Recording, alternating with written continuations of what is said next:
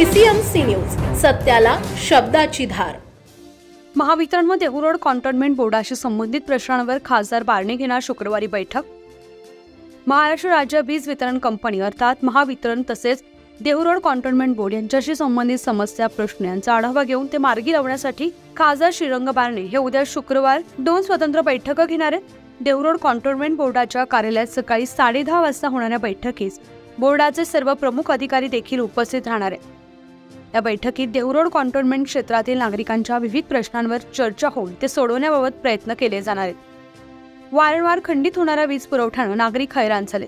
या प्रश्नांसह पिंपरी व चिंचवड विधानसभा मतदारसंघातील वीज ग्राहकांना भेडसावणाऱ्या विविध समस्यांवर चर्चा करून मार्ग काढण्यासाठी पिंपरी गावात नव महाराष्ट्र विद्यालय समोरील महावितरणाच्या कार्यालयात दुपारी 12 वाजता खासदार बारणेंनी बैठक बोलावली आहे। या बैठकीला महावितरणचे संबंधित वरिष्ठ अधिकारी देखील उपस्थित राहणार आहेत। देहू कॉन्टोन्मेंट बोर्ड व महावितरण या संदर्भात नागरिकांचे काही प्रश्न अथवा समस्या असतील तर त्यांनी या बैठकीच्या ठिकाणी उपस्थित राहावं असं आवाहन खासदार बारणे यांनी केलं आहे।